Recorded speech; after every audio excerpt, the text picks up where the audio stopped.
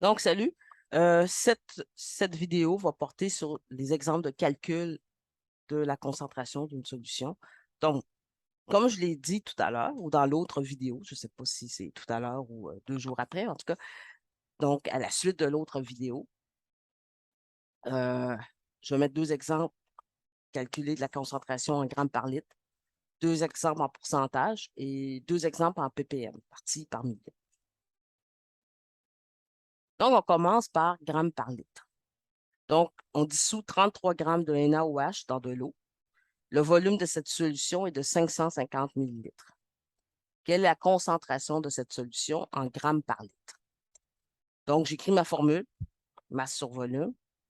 J'identifie les données que je vais utiliser. Donc, je vais la masse et le volume. Donc, ma masse est 33 grammes. Le volume, c'est 500 millilitres. Donc, je dois convertir en litres. Qu'est-ce que je dois faire? Donc, 550 millilitres divisé par 1000. Donc, ça donne 0,55 litres. Et je fais le calcul. Donc, ma concentration est égale à 33 grammes sur 0,55 litres.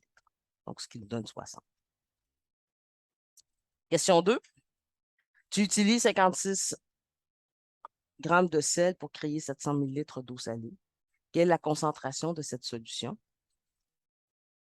Donc, la masse 56 et un petit tourbillon. Le volume, c'est 700 millilitres que je vais mettre en litres. Donc, 700 millilitres divisé par 1000, ça fait 0,7 litres. Je fais donc mon calcul. Donc, ma concentration va être égale à 56 grammes divisé par 0,7 litres est égal à 80 litres, 80 grammes par litre. Je voudrais remarquer que j'ai marqué les unités de mesure tout le temps. Très, très important de tout le temps les écrire. Parce que c'est 80, 80 quoi? 80 80 ppm, on ne le sait pas. Donc, en écrivant grammes par litre, on sait de quoi on parle. On y va pour les pourcentages. Donc, si j'ai une masse de 15 grammes et un volume de 500 millilitres, quelle est la concentration en MV, donc masse-volume? Donc, C égale, j'ai oublié d'écrire le C, donc C est égal, pourcentage masse-volume. Ma masse s'exprime en grammes, mon volume en millilitres. Ici, c'est cool, tout est en, la masse est déjà en grammes, puis le volume est déjà en millilitres. Tout ça fois ça. J'identifie les données que je vais utiliser, donc la masse, qui est mon 15 grammes, et mon volume, qui est 500 millilitres. Je fais mon calcul, donc 15 grammes divisé par 500 millilitres fois 100, donc d'où l'importance, c'est pour s'en rappeler, là. Ça me donne 3 3 de quoi? Masse-volume. N'oubliez pas qu'il y en a 3.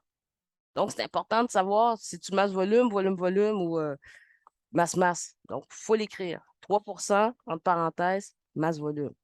Bingo. On en fait un autre. Quelle serait la concentration en volume-volume? Donc, encore là, il faut qu'on nous le spécifie aussi, là. Je Donc, d'une solution de 800 millilitres qui contient 50 millilitres de soluté. Donc, le soluté est toujours au numérateur. Je n'ai peut-être pas dit, là. Le soluté est toujours au numérateur, puis la solution est toujours au dénominateur, donc celui d'en bas. Puis, généralement, la solution, c'est la valeur la plus élevée.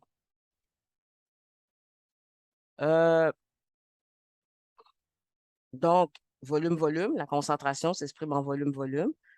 Le volume de la soluté est en millilitres. Le volume de la solution est aussi en millilitres. Encore là, on est chanceux, tout est beau, tout est en millilitres fois 100. J'identifie ce dont je vais utiliser, mon volume de 50 millilitres. J'écris mon premier volume le plus petit en premier pour me donner comme l'indice que c'est ça qui va être au numérateur, là. Donc, l'autre volume, c'est 800 millilitres. J'écris C égale 50 millilitres divisé par 800 millilitres fois 100. Ça me donne 6,25 entre parenthèses, VV, pour savoir de quoi je parle. Les deux autres, donc partie par million. Donc, on a on a mesuré la quantité de polluants émis dans l'eau au bord d'un lac. Donc, sur 25 litres d'eau prélevée, on a retrouvé 450 mg de polluants. Quelle est la concentration du polluant en ppm? Donc, c'est la masse de la soluté va être exprimée en grammes. La masse de la solution aussi va être exprimée en grammes. N'oubliez pas, 1 millilitre est égal à 1 gramme. Donc, je dois transformer mes litres en millilitres. Donc, j'identifie ma masse. J'ai 450 mg que je dois mettre en grammes. Donc, je divise par 1000, ce qui me fait 0,45 grammes.